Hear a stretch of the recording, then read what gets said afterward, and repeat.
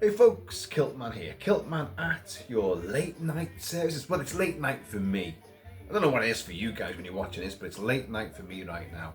Because me and Mrs. Kilt-Man have just got back from the pub down the road, the Cask, and we'd gone there specifically to get drunk. No. That was a byproduct. A happy byproduct. No, it was to go and watch a particular band, which we've seen a million times before, but that was worth seeing again. And they're called the Undertakers. And they're called the Undertakers for a very specific reason. They're all coffin dodgers. Their collective age must be approaching 500. It has to be. People watching this now with long memories may recall I have done videos in the pub when they've been playing. I'm sure I have. And on social media I've posed with this band. And they're great. They are wonderful. They are very, very well known on the Wirral and Merseyside at large. The Undertakers. I think they play certainly once or twice a month at the Cask. And tonight was the night. So we went and they were fantastic. We actually missed most of the first act because of one thing and another.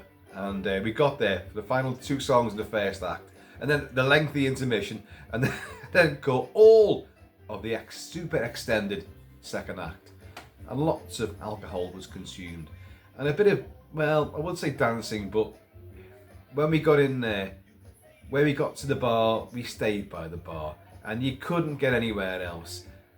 The Cask has live bands every Friday, Saturday and Sunday, and it's been doing that for donkey's years. It's renowned for it. There's a dance floor. Well, there isn't a dance floor. They just move the tables and the chairs away and the stools, and people get up and dance, boogie. But once they've done that, if you're not there at the time, you're never going to get a speck on that dance floor. So, and it's heaving everywhere. But it was great. We had a wonderful, wonderful time.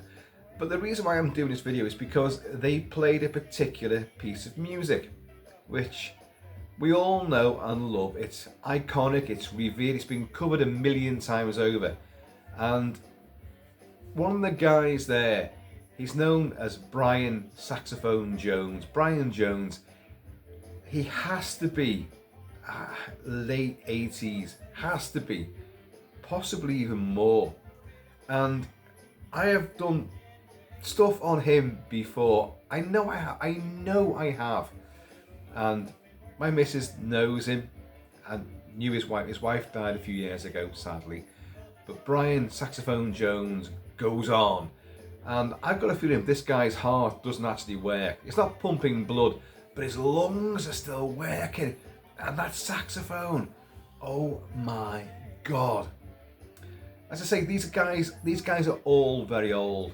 But the lead singer, whose name I have forgotten, in fact, I've forgotten everyone else's name apart from Saxophone Jones. They're all excellent. There is a younger woman who might be the daughter of one of these guys, or even the granddaughter, who's playing bass guitar. So she's outstanding as well. But she's got decades ahead of her. These guys, not too sure, but they're wonderful. And they play to excess. They play, it's jazz, it's lounge, it's rock and roll, and it's the fusion of all three. So you've got a lot of 50s, 60s, 70s stuff is in there, and you'd know it all. I mean, this, Chuck Berry, they played this, but of course, I was itching to get up and do all that shit, from Pulp Fiction. And I can twist on a dime, and but we couldn't get up there. So me and the missus have made a date. The next time the Undertakers are playing, we're going to get there super early and get a few drinks down us and be in pole position to get up there. Pole position to pole dance. And we're going to do it. Let's hope these guys survive long enough. But although they played this and it was outstanding, the piece of music which really, I thought, oh my God, they've done that justice. It's a pure guitar and saxophone heavy piece of iconic music from a TV show. It's Peter Gunn. Not this. I'll have to go on to Peter Gunn. I'm gonna do it now. Well, no. We'll play, because I've got several different versions which I have just collected for the sake of this video. Peter Gunn was a 1950s private detective show. Ran for about 3 seasons. The guy that, oh God, who was the guy that played him? I made a note of this somewhere before. Somewhere. Craig Stevens played the sophisticated, jazz-loving gumshoe, Peter Gunn. And the show was created by Blake Edwards. Blake Edwards, the Pink Panther and all that, and he did this show. 1950s, black and white gumshoe detective show. I've never seen it, folks. Never. So I'm going to wax lyrical about a show I've never seen. I'm sure that my mum, Big Kilt Mama, really sang its praises. And my dad, Big Kilt Papa, probably loved it too. He loved American detective shows.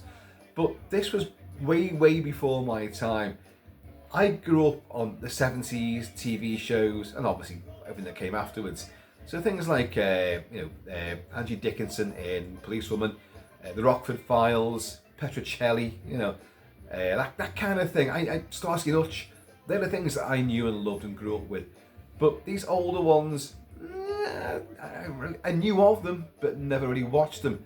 I'm sure they were repeated, but I don't recall ever sitting through them, especially Peter Gunn. But that main theme, which you're going to hear, was composed by Henry Mancini. Henry Mancini, Breakfast at Tiffany's, the Pink Panther main theme. And of course, Life Force, unbelievably, but Life Force, he did that as well. And but that main theme is iconic. It's guitar riff and saxophone driven, and it's just indelible. You all know it, and even if you go like, I've never heard of Peter Gunn. What the hell is this guy on about? Why is he wearing that silly hat? Who's that in the background? When I play it, you'll know it. It's been covered by Emerson, Lake and Palmer. The Art of Noise covered it. Pretty much everyone's covered it at some point. Throughout the 80s, it was a huge hit, Art of Noise, and I've got that version. Fingers crossed we don't get blocked. But we'll see. But the original version, Henry Mancini, great falsetto, not falsetto, but one of the higher range saxophones. As you guys know, I know nothing about instruments. I know a lot about the orchestra when it comes to film scores. I know a lot about keyboards and synthesizers, electronica, but individual instruments, I really don't know at all. Haven't got a clue, can't play any of them. As you guys probably well know, there is a set of bongos just over here, which I can play the Halloween theme on those. I taught myself that because John Carpenter learned how to create music by playing the 5/4 rhythm on the bongos, which of course is the basis of the Halloween theme. But I digress. But I've got bongos, and boy, I can bash my bongos like there's no tomorrow. But anything else? No chance. Guitar? No chance. Violin? Trombone? I beg your pardon, sir? No, I'm rubbish. Drums? I can do all that. Well, the bongos again. I can drum along a table. When Scotland won in the Six Nations only yesterday, Scotland, fucking fantastic. They wrestled victory from the jaws of defeat against Wales, who've been the worst team imaginable. But suddenly Wales remembered how to play rugby, a great rugby playing nation. But suddenly they came back, and after losing every game they've had so far in this tournament, they came and played brilliantly against Scotland. But Scotland came back and won. And I was drumming on the table. My whiskey was bouncing all over the place. It was brilliant. So anyway, let's get to this. Okay. No, not that version. That is the Dwayne Eddy version. Here is the original version by Henry Mancini. This is the TV show version.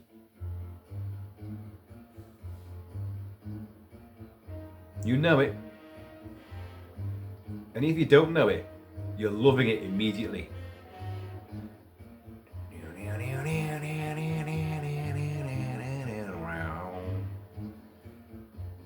With that guitar riff, the piano, small ensemble, very jazz lounge, but it's meant to be sinister, but I think when it first came out it probably was a little bit growling and sinister, but you listen to it now with modern ears and it's kind of like, no, that is just infectious rhythm and it's just so effortlessly cool.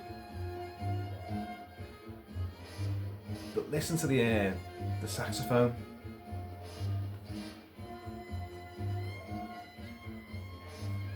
It's like soaring. But that basic riff.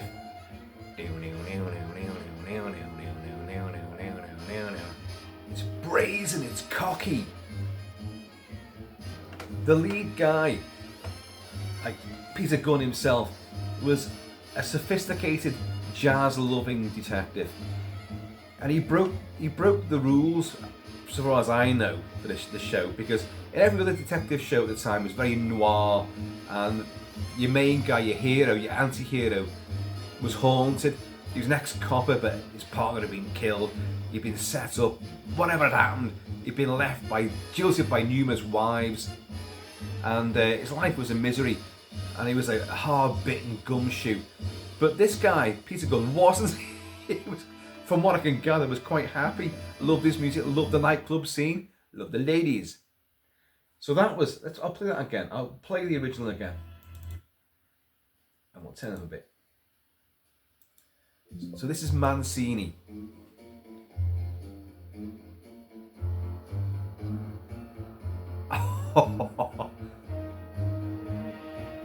And these guys were playing this evening. And again, the dance floor was, or what passes for a dance floor, was packed and busy. Ladies were dancing too, ladies. And but I was itching to get up, and I thought, no one's doing this justice. You've got to have a swagger. And again, there's a twist. You twist to this as well.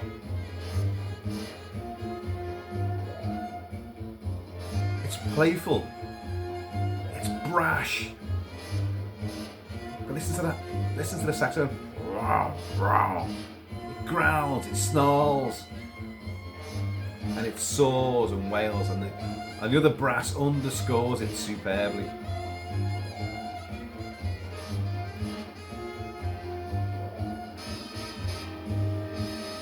Yeah. Listen, if your foot isn't tapping right now, you've lost your legs. Probably to a great white shark.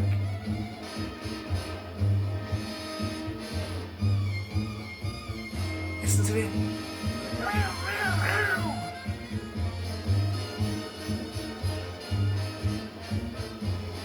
And it sort of swears, doesn't it? You know, it's almost like, you know, he's going down he's blundered out from a nightclub or a casino into the main drag, the main drive, and the sedans weaving past him, and he's trying to dance in between the vehicles. Wow, wow, wow, wow, wow, wow, wow, wow, wow, wow, wow, wow, wow. Okay, right, no, you're not going to get that version. This is the most famous version. This is Dwayne Eddy, yeah. Twanging guitar fame. This hit the Billboard charts all around the world.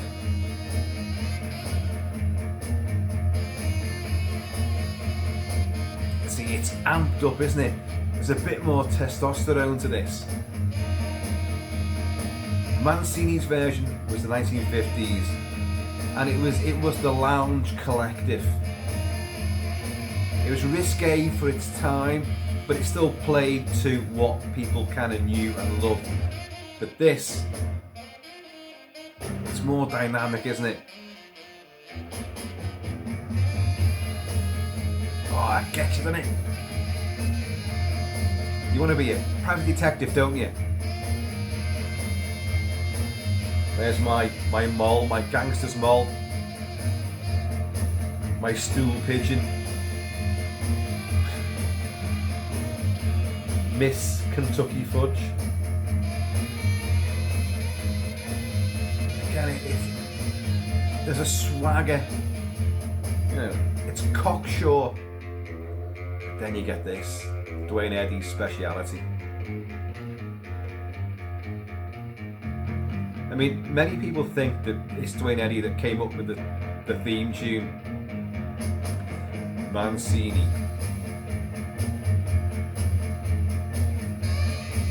Oh, you know, I'm not well up on big time saxophone players, but apart from Brian Saxophone Jones, of course. But who was it? The Bruce Springsteen and the E Street Band? Was it Clarence? Was it Clarence? And that big muscle bound guy in the Lost Boys. The long sweaty hair.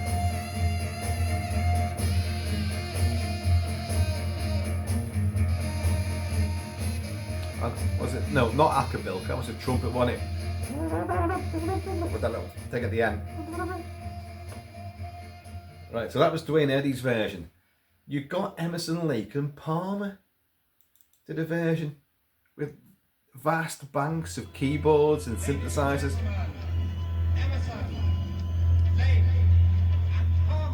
I just said that. Ladies and gentlemen, Emerson, Lake and Palmer. Harry Palmer. Wow. I love this, you know, this sort of electro warble.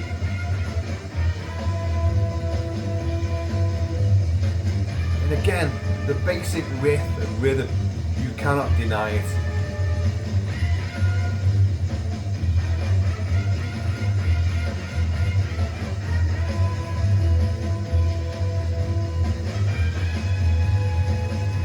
You could submerge the speakers into a lake and the fish would suddenly start smoking and putting these hats on, big tweed coats, raincoats and overcoats and waistcoats, a lot of coats.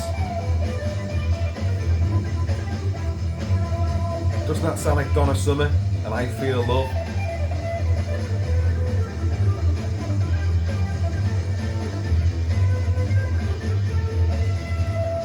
And again, like all the fans of Emerson, Lake and Palmer would have been like, you know, this isn't what they should be playing, but I bet they're all going.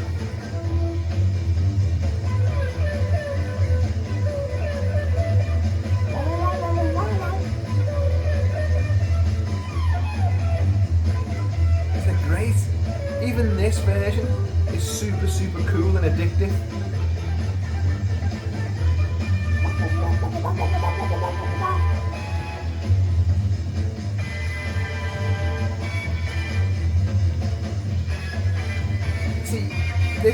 This sort of thing, you can remix it, you can do anything with it, you can do any cover version you want. So long as you've got that basic riff is there. Which keeps coming back to the fore and driving the whole thing. Bit of the Doors, bit of Ray Manzarek creeping in there.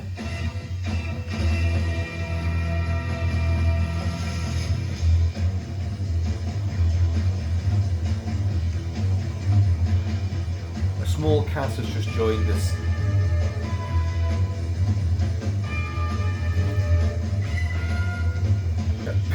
Hello, hon. Come on, come here. I have a feeling she might disrupt all the things I've set up here. She's moving around the back there somewhere.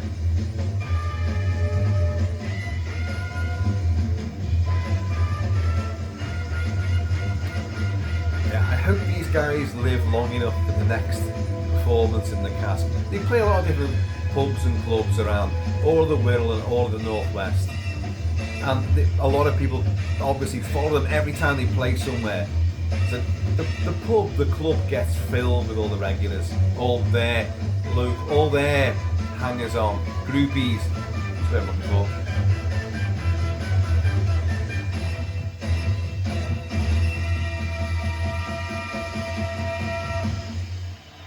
And now we get Art of Noise from the 80s.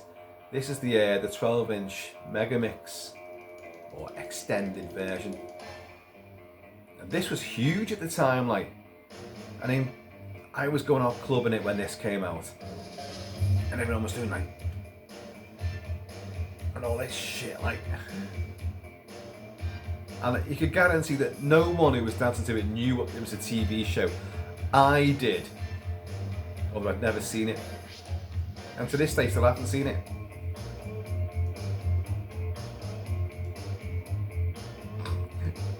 You guys will never get to sleep now, will you? This is going to be running through your head.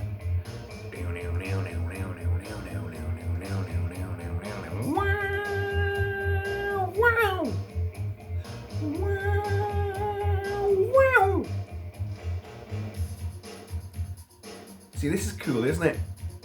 It goes off into like super club it mellow style.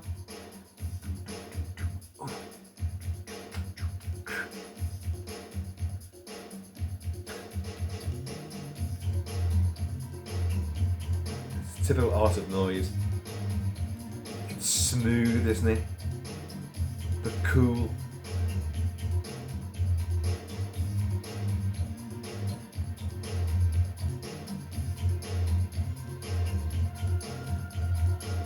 Sort of long note lacing bridge.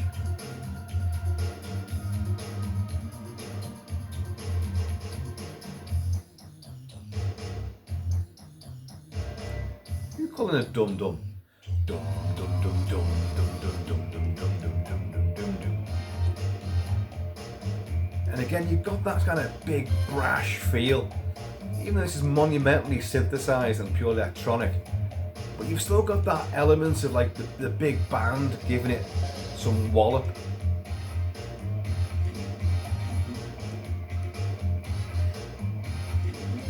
See, Mancini, you know, was onto a lot of different things. You know, he was a bit of a trendsetter, and the very fact that he could create something so iconic, simple, and yet addictive.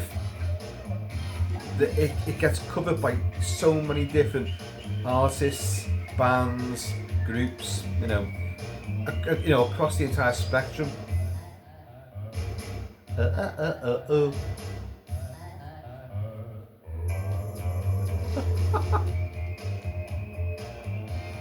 Genius. It's just genius. And to hear this live in the Boozer was just outstanding. Everything he played was brilliant. Everything. They're one of these groups that they say like, because they don't know how long they've got left. To be honest, they go like, this one's going to be our last song for the evening, you know, and then they play about 10 more, and then that one they go, this one really is the last one. And everyone's going more, and like so they do another one. Very, very crowd pleasing, user friendly. But Saxophone Jones, and it's a great name, isn't it? Saxophone Jones. See, not only is a saxophone is infamously, you know, boogie-tastic in this, but the guitar riff goes, which is why Dwayne Eddy took it on and made it his own, really. But it suits a full orchestra, it suits electronica, it suits everything. You know, a washboard, a wobble board, at 57 almost. That's nothing compared to Saxophone Jones. He's probably double my age and still going strong.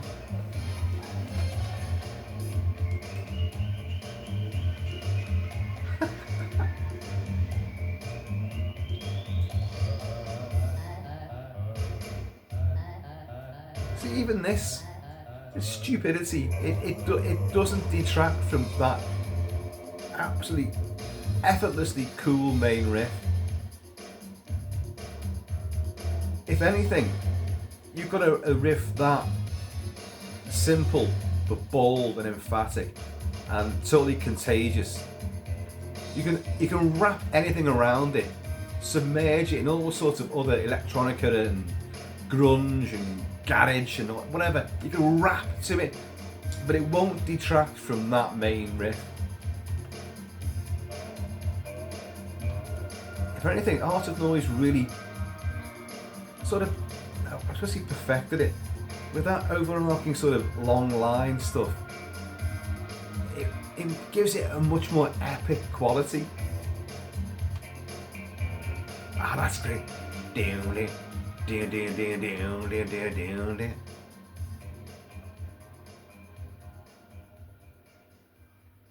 That's brilliant, isn't it?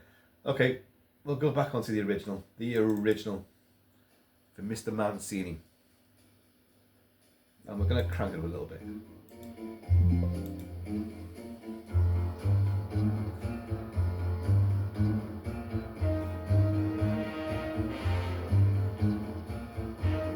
What else do you have? Dragnet, didn't you? And stuff like that. And the Untouchables. All the same sort of era.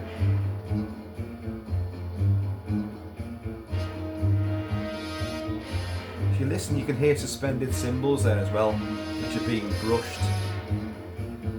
Giving that shivery sort of feel.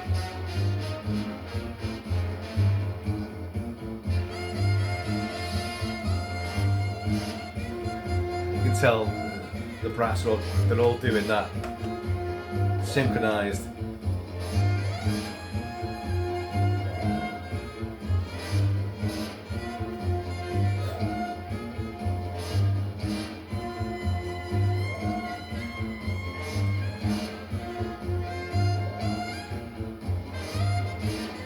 The sax just owns it, doesn't it?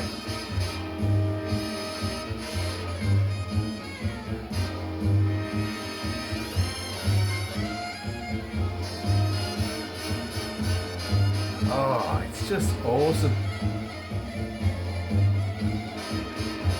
And if you can't dance, you can strut. You can gumshoe your way around the boozing or the club. You know, doing this to the ladies and putting the stare on the heavies. You know, whiskey. Go easy on the ice. Never put ice in the whiskey. Never, never, never, never, never, never. But they did in shows like this. Because those guys couldn't drink. Folks, I have been always shall be Kilt-Man. Please, in the meantime, in this ever like, shut up. No. And this ever 50s gumshoe cool in between time, please keep it Celtic, keep it Celtic. I'm going to see you all.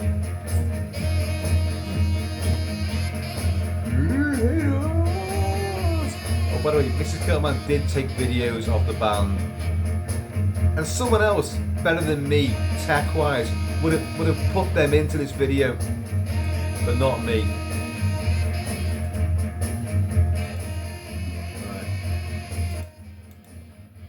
You've had enough of that now, haven't you? Well, no. Let's play them all again then, shall we? No, I'm kidding. I'm going to see you all. Leaders. Be careful out there. Those streets ain't safe.